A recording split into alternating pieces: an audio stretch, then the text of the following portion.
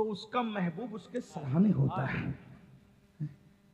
फरियाद उम्मती जो करे हाले जार में, मुमकिन नहीं कि खैर बशर को खबर न हो। वल्लाह वो सुन लेंगे, फरियाद को पहुँचेंगे। इतना तो हो कोई कि आ करे दिल से। मेरे अजीज़, जो मैं बार बार आपसे कहता हूँ, ये हमारे उलमा कहते हैं ना, नबी से इश्क करो, आका से इश्क करो, हुजूर के हो जाओ। इसीलिए कहते हैं जब उनसे इश्क करोगे तो अकेले में मज़ा आएगा, जब अकेले रहोगे तो यूँ लगेगा कोई तुम्हारे साथ साथ है, जब रोगे तो यूँ लगेगा कोई अपनी आस्तीन से तुम्हारे आंसू पोंछ रहा है, जब लोग तुम्हें सताएंगे तो यूँ लगेगा कोई तसल्ली का हाथ धरकर तुम्हें तसल्ली दे रहा है। सबसे प्यार किया ना, उनसे भी प्यार करके देखो। सबसे इश्क किया ना, उनसे भी इश्क करके देखो। सबसे दिल लगाया ना, उनसे भी दिल लगा के देखो। सबकी चापलूसी की है ना, उनकी भी तारीफ करके देखो। सबके गुण गाए हैं ना, उनके भी गुण गा के देखो। सबके हुए हो ना, उनके भी हो के देखो। हर जगह दिल लगाया सिवाय धोखे के कुछ और नहीं मिला, हर जगह दिल लगाया सिवाय मक्र के कुछ और नहीं मिला। मेरे अजीज, हर जगह दिल लगाकर तूने धोखा पाया है। कभी जाने वफा से भी दिल लगा के देख, कभी जाने वफा के भी करीब आकर देख। गाने और गजलों की दुनिया में अपनी जिंदगी को गुजार करके दुखी रहने वालों, कभी नाते रसूल की दुनिया में भी तो आओ, कभी हुस्ने रसूल की दुनिया में भी तो आओ।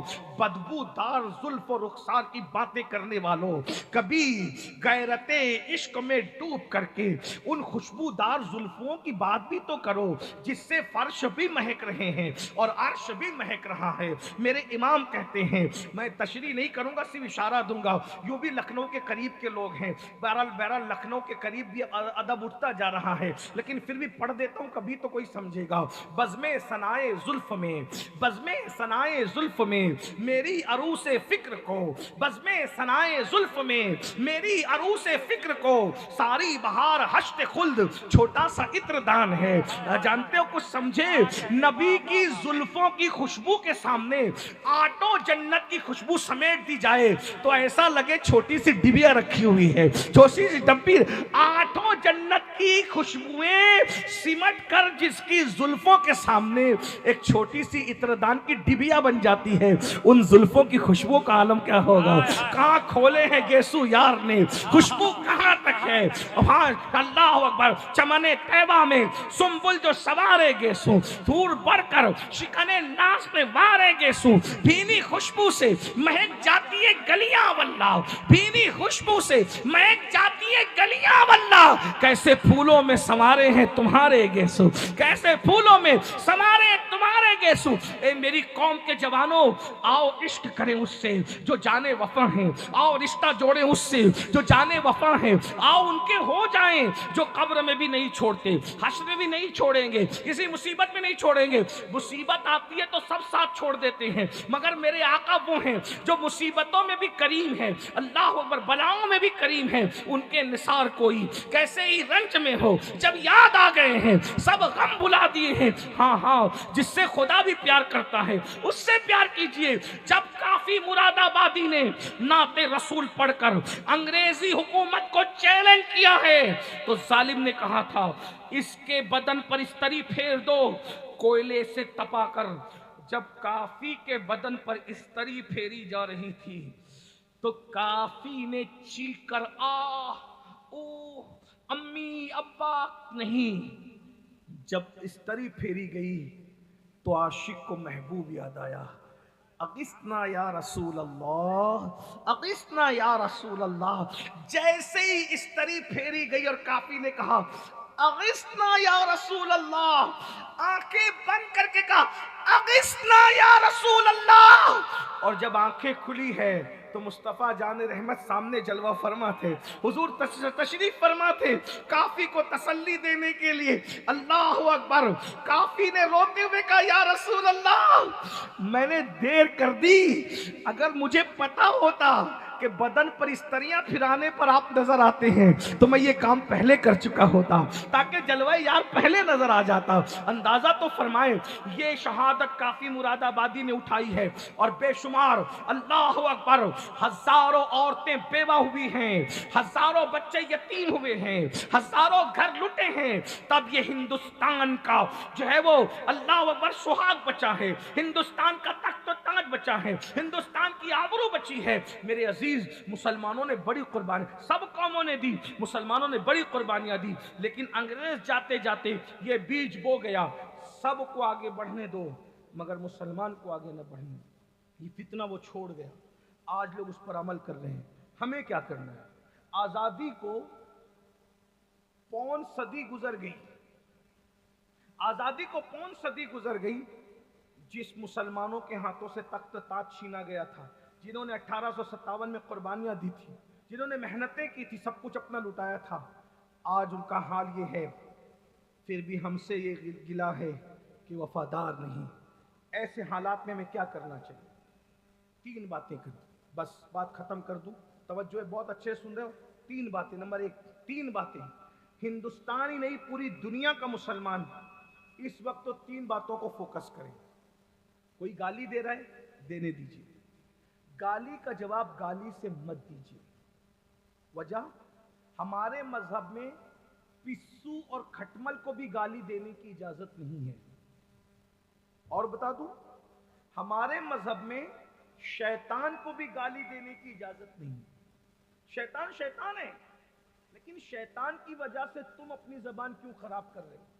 अब यहां पैगाम इस्लाम भी आपके सामने रखता हुआ चलूं, कितनी अफसोस की बात है ना, जो मजहब शैतान को गाली देने की इजाजत नहीं देता, आज उस मजहब के मानने वाले अपनी बीवी को माँ बहन की गाली दे रहे हैं, अपने बच्चों को माँ बहन। किस मजहब पर हो? इस्लाम में तो ऐसा नहीं। अरे गाली तो दूर की बात, अगर सुनने बैठे हो तो मैं आपको बता दूं, सूफिया तो एक दूसरे को अबे, जो अबे ना, अबे अबे अबे कहने से भी सूफिया मना कर। अबे, आजकल तो अबे तो लोग बुरा समझते ही नहीं, अबे तबे तो मुहावरा बन गया है। सूफिया के यहां अबे भी कहने की, मुसलमान अबे नहीं कह सकता सूफिया के यहां। क्यों? इसलिए कि नाजायज और हराम नहीं है, लेकिन एक जीनत होती है जबान, शाइस्तगी होती है, एक वकार होता है। अरे मैं कहां से पढ़ रहा हूं, सुनिए। एक बहुत बड़ा नाम है सूफिया की दुनिया में, ख्वाजा बंदा नवाज गेसू दराज। ख्वाजा साहब गए अपने दोस्त से मिलने के लिए, उनके दोस्त तो बहुत बड़े मुफ्ती भी थे और हकीम भी थे। उनके पास एक गैर मुस्लिम आया दवा लेने के लिए, उसका नाम था बन्नू। क्या नाम था? बन्नू। तो मुफ्ती साहब जो हकीम भी थे, उन्होंने उसको कहा, अबे बन्नू बाद में आना, अभी मेहमान आए हुए। अबे बन्नू, अबे बन्नू बाद में आना, मेहमान आए हुए। वो तो चला गया बन्नू। सरकार बंदा नवाज ने कहा, मुफ्ती साहब आप भी अबे कहते हो? आप भी अबे कहते हो? मुफ्ती साहब ने अपनी शर्मिंदगी मिटाने के लिए, हजरत वो काफिर था ना, इसलिए मैंने अबे कह दिया। तो सरकार बंदा नवाज ने फरमाया, मुफ्ती साहब वो काफिर था ना, आप तो मोमिन हो, आपको कैसे जेबा देता है कि आप अबे कहो? जिस मजहब के सूफिया अबे कहने से मना करते हो, ये अदब सिखाते हो, आज उस मजहब के मानने वाले अपनी बीवी को मां बहन की गाली दे रहे हैं, अपने बच्चों को मां बहन। ये इस्लाम नहीं है। सरकार गरीब नवाज फरमाते हैं, जो किसी मुसलमान को गाली दे, डर है कि मरते वक्त उसकी जबान पे कलमे तैयबा जारी नहीं होगा।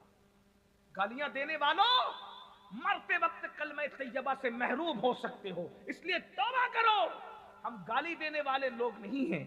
अगर कोई हमें गाली देता है, हम गाली के मुकाबले में गाली नहीं देते। वजह, कुत्ता इंसान को काटता है, इंसान पलटकर कुत्ते को नहीं काटता। सांप इंसान को डसता है, इंसान पलटकर कभी सांप को नहीं डसता। इसलिए याद रखना, तुम अपनी पहचान बनाओ। हमारी पहचान गंदगी से नहीं होनी चाहिए, हमारी पहचान पानी से होना चाहिए, क्योंकि गंदगी हमेशा पानी से साफ होती है, गंदगी हमेशा पानी से साफ होती है। गंदगी के मुकाबले में गंदगी रखोगे तो गंदगी बढ़ जाएगी, गंदगी को पानी से साफ करोगे तो गंदगी खत्म हो जाएगी। तुम गंदगी मत बनो, तुम पानी बनो।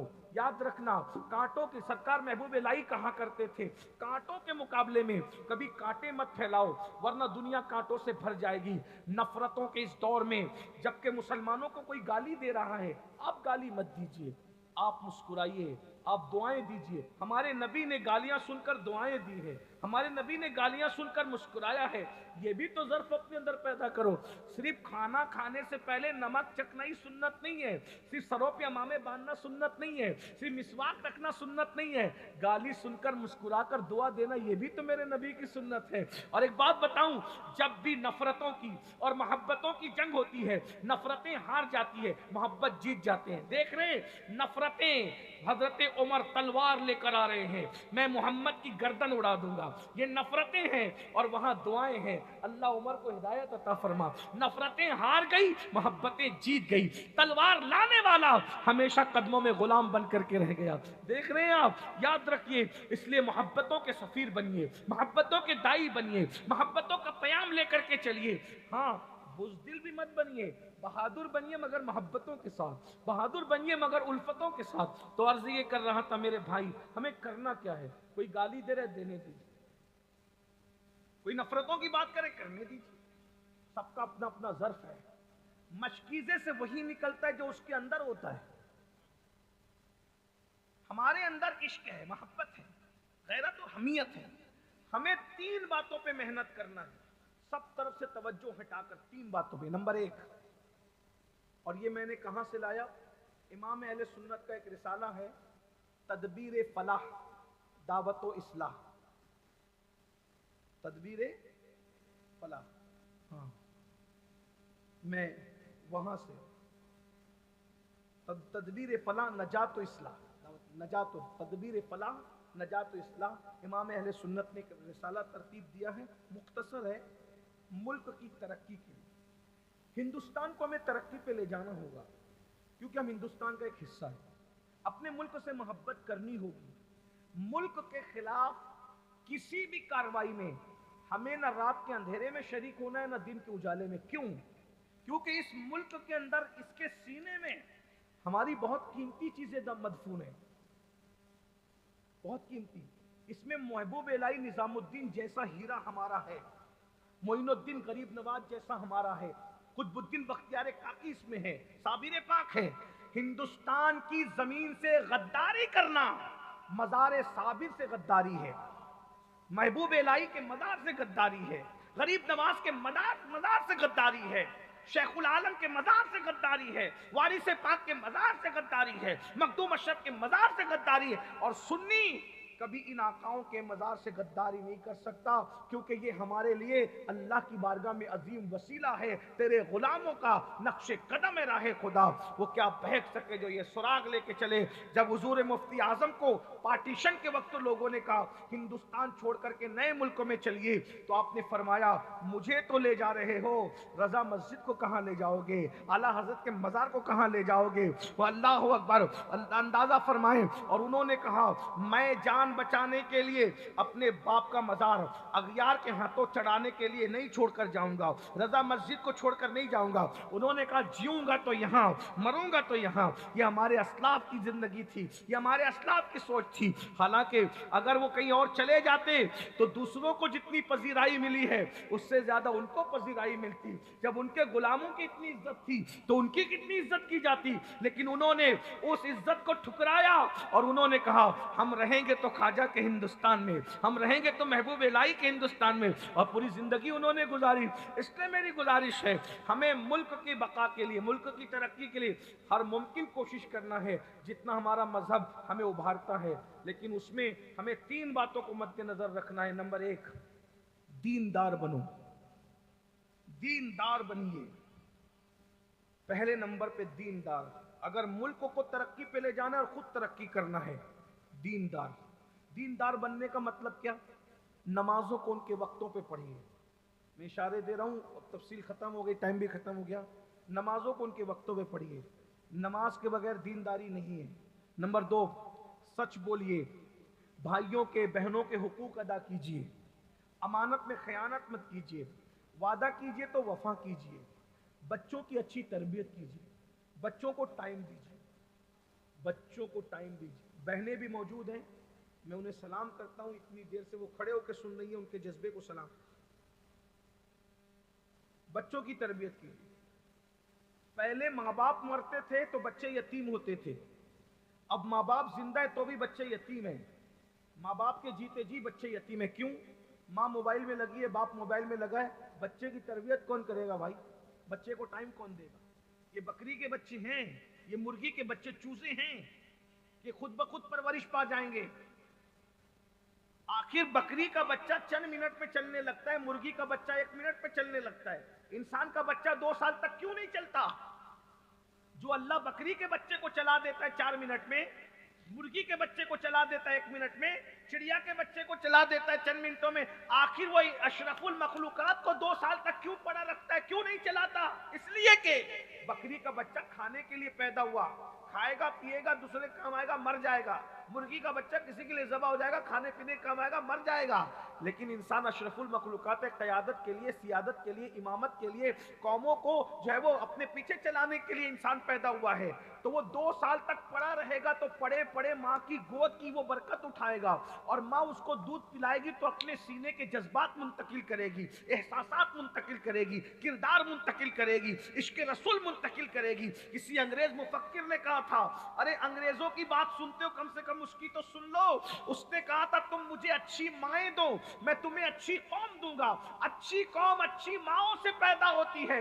ये जो टीपू सुल्तान का जिक्र सुना ना, टीपू सुल्तान, ये मैं अपनी बहनों से कहता हूं, जब सुल्तान ने अपने भाई को अंग्रेज के पास भेजा तो आने में देर हो गई, तो लोग कहने लगे सुल्तान का भाई अंग्रेजों से हाथ मिला लिया है, इसीलिए आने में देर हो रही है। सुल्तान घर में आए, गुस्से में टहलने लगे, बर्दाश्त नहीं हो रहा था। माँ माँ होती है, सुल्तान हो कि आलिम हो के मुफ्ती हो के वली हो, सब बच्चा बेटा बच्चा ही होता है। माँ ने बेटे को बेचैन देखा, पूछा सुल्तान बेचैन हो? कहा माँ तुम्हारे बेटे ने मेरी इज्जत को खाक में मिला दिया। माँ बैठी थी, उठ के खड़ी हो गई। क्या कहा तूने?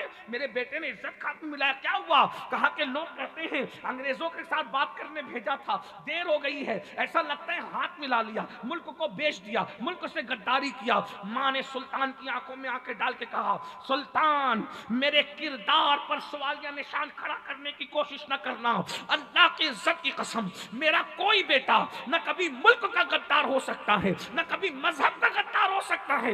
ये कह के माँ ने मुंह फेर लिया। थोड़ी देर के बाद भाई आया और अल्लाहु अकबर अपनी वफादारी का हक अदा करके आया। तो सुल्तान माँ के कदम पकड़ के कहते हैं, मुझ जैसा बादशाह जो है उसके कदमों में तसलजुल आ गया, उसके कदमों में लड़खड़ाहट आ गई। माँ तू घर में बैठ के इतने यकीन से कैसे कह रही थी कि मेरा बेटा मुल्क और मजहब का गद्दार नहीं हो सकता? तो माँ ने कहा, मुझे अपने आप पर नहीं, मुझे अल्लाह रसूल पे यकीन है कि मैंने जब भी तुझे या तेरे भाई को दूध पिलाया तो बेवुजू नहीं पिलाया, बल्कि बावुजू दुरूद पढ़ते पढ़ते दूध पिलाया है। ये बावुजू दुरूद की बरकत है।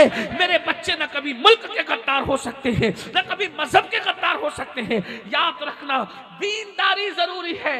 माओ कब तक सीरियल देखकर अपने बच्चों को दूध पिलाओगी? कब तक फिल्में देखकर अपने बच्चों को दूध पिलाओगी? मेरी बहनों, आज चिटर, जानी, शराबी, लड़कियों को भगाने वाले, लड़कियों को पाप की नजरों से देखने वाले जो तुम्हारे बच्चे पैदा हो रहे हैं इसलिए कि तुम फिल्म देख करके दूध पिलाई। फिल्मों में तो जब भागते भगाते माहौल में बच्चे को दूध पिलाओगी तो वो भागने भगाने वाला ही बनेगा। बुरा मत मानना, नश्तर जो लगाता है वो दुश्मन नहीं होता। कभी दुरूद पढ़कर दूध पिलाया तुमने? तुम्हें तो दुरूद भी नहीं याद, इतनी जालिम हो गई हो तुम। बुरा मत मानना, मैं तुम्हारा छोटा भाई और अगर उम्र में बड़ा हूं तो बड़ा भाई हूं। अपनी आखिरत को बर्बाद, नबी ने जन्नत समेटकर तुम्हारे कदमों में रखा और जालिमों तुम नबी को भूल गई। तुम्हें तो लोगों ने जिंदा दफन किया था, लोगों ने तो तुम्हें शौहर के साथ जिंदा जलाया था, लोगों ने तो तुम्हें नहुसत कहा था। जिसने कहा था कि जिसके घर में बेटी पैदा हो वो बाप और मैं जन्नत में इतने करीब होंगे जैसे 2 उंगलियां करीब है, ये मेरे नबी थे। हुजूर ने फरमाया, मैं बेटियों का बाप बन करके आया हूं, बेटियों को बुरा मत कहो। जब लोग अपनी बेटियों को अपने हाथों से जिंदा दफन कर रहे थे उस वक्त तन्हा मेरा नबी था जो अपनी बेटी के लिए उठकर खड़े होते थे और कहते थे, फिदा के उम्मी वाबी या फातिमा, फातिमा तुझ पर मेरे माँ माँ बाप कुर्बान हो जाए। अंदाजा तो फरमाए, ये रसूलुल्लाह ने जहन दिया। मेरी बहनों, दुरूद पढ़ के बच्चों को दूध पिलाओ और अपने छोटे छोटे बच्चों को सहाबा के किस्से सुनाओ, सहाबियात के किस्से सुनाओ, वलियों के किस्से सुनाओ, रसूलुल्लाह के मोजज़ात सुनाओ। एक माँ, अरे कुत्ता बिल्ला टिंकी पिंकी पता नहीं क्या आर्टून कार्टून क्या क्या बच्चों को सिखा रहे हो। बच्चे आवारा हो रहे हैं। बच्चों को दीनदार बनाना है, माँ बाप ये काम कर, माँ बाप ये काम कर, बच्चों को टाइम दो। अगर तुमने आज बच्चों को टाइम नहीं दिया, मैदान महशर में अल्लाह की बारगाह में पूछ होगी। लोग कहते टाइम नहीं है, टाइम नहीं है। उनकी इस्लाह की तरबियत के लिए टाइम देना पड़े। 2 घंटे घंटा भर जो भी अल्लाह ने तौफीक दिए, टाइम निकालो बच्चों के लिए। उनको सिखाओ, सीधे हाथ से खाना चाहिए, नमक चखना चाहिए, ऐसे बैठना चाहिए, अबे नहीं बोलना चाहिए, तू तड़ाक नहीं करना चाहिए। गुफ्तगू हमारे बच्चों की इतनी अच्छी हो कि बच्चों को देख करके अंदाजा हो कि बच्चे ऐसे हैं तो इस घर के बड़े कैसे होंगे। उन्वान नहीं है, लेकिन मेरा दिल चाह रहा है कि मैं नबी के घर के बच्चों को बयान, नबी के घर के बच्चों को बयान करूं। बड़ों की फिक्र बच्चों से पता चलती है। नबी के घर के बच्चे कैसे थे, बड़े बड़ों को जामिदो साकित किया है। एक मर्तबा नबी के घर का नन्ना सा बच्चा एक जगह मौजूद था। तवज्जो कर ले, नबी के घर के बच्चे, नन्ना सा बच्चा मौजूद था। एक साहब को सूझी कि वो अपने बाप दादाओं की तारीफ करे, तो उन्होंने कहा मेरा दादा तो हाकिम ताई था और इतना सखी था कि उसने 10 दरवाजे बना करके रखे थे। फकीर एक दरवाजे से आता तो भी देता, दूसरे से आता तो भी देता, तीसरे से आता तो भी देता, हत्ता के 10 दरवाजे से आता तो भी देता। वो नन्ना सा शहजादा नबी के घर का, उसने उतने बड़े मजमे में जबकि लोग अश अश करे तो वाह वाह वाह क्या दाद और फरियाद है, 10 दरवाजे से ठीक। नबी के घर के खानदान के, नबी के घर के बच्चे, बस तरबियत की बरकत, बस। और ये तो बखीली है, ये कौन सी सखावत है तेरे दादा की। कहा ये क्या बखीली, 10 दरवाजे से तेरे बखीली। और कहा एक से इतना नहीं दिया कि दूसरे से आना पड़ा, दूसरे में भी झोली भरी के तीसरे से आना पड़ा, तीसरे में भी काम ना बना के चौथे से आना पड़ा। और ये तेरा दादा था। अब जरा सखावत सुन, मेरे नाना इतने सखी थे कि एक मर्तबा जिसको दे देते थे देने वाला बना देते थे। वाह क्या जूदो करम है, शेख बता तेरा नहीं सुनता ही नहीं, मांगने वाला तेरा। वो पूछा तेरा नाना कौन था? कहा वही जिसको दुनिया मोहम्मदुर रसूलुल्लाह के नाम से जानती है। मेरे नाना आसमा खान, जमी खान, जमाना मेहमान, साहिब खाना लकब किसका है? तेरा तेरा। मेरे करीम से कर कतरा किसी ने मांगा, कतरा किसी ने मांगा, दरिया बहा दिए हैं, दुर बे बहा दिए हैं।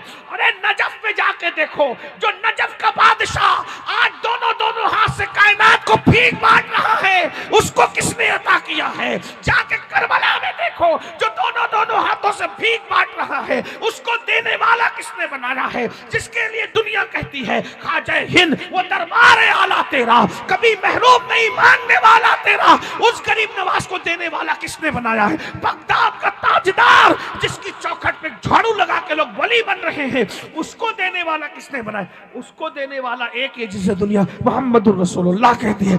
जब मंगतों की आलम ये है तो उस दाता का आलम क्या? क्यों अपनी गली में वो रवादार सदा हो जो भीख लिए राहे गदा देख रहा हो, आता है फकीरों पे, उन्हें प्यार कुछ ऐसा, खुद भीख दे और खुद कहे मंगता कर। लोग भीख दे के दुआ का तमन्ना ही होता है, ये तो हमारा दाता ऐसा है, भीख भी देते हैं और दुआ भी देते हैं। मंगता तो है मंगता, कोई शाहों में दिखा दे, जिसको मेरे सरकार से टुकड़ा ना मिला हो। हाय हाय, अपने बच्चों को सिखाओ, अपने बच्चों की तरबियत करो। आज कहते हो कि बच्चे मुर्तद हो रहे हैं, बच्चे मुल्हिद हो रहे हैं, बच्चियां मुर्तद। ये माँ बाप का कसूर है कि हमने अपने बच्चों की तरबियत नहीं की। अपने बच्चों की तरबियत के लिए टाइम निकालो, वरना तुम्हें जहन्नम का ईंधन बनाया जाएगा। खाना सिखाओ, बोलना सिखाओ, उठना सिखाओ, बैठना सिखाओ, तरबियत करो।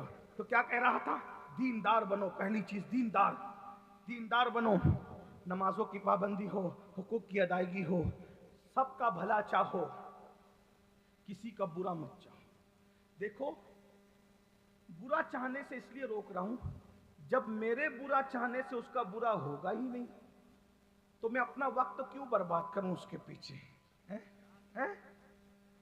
भाई कौवा काय काय करके सोचे कि गाय मर जाए तो मैं उसको खाऊं, तो उसके कोसने से गाय मरती है क्या? नहीं मरती। तो हमारे बुरा चाहने से क्या? गुलाम रजा का बुरा हो जाए, गुलाम वारिस का बुरा क्यों चाहते हो बुरा? ये क्यों नहीं कहते कि उसका भला हो जाए?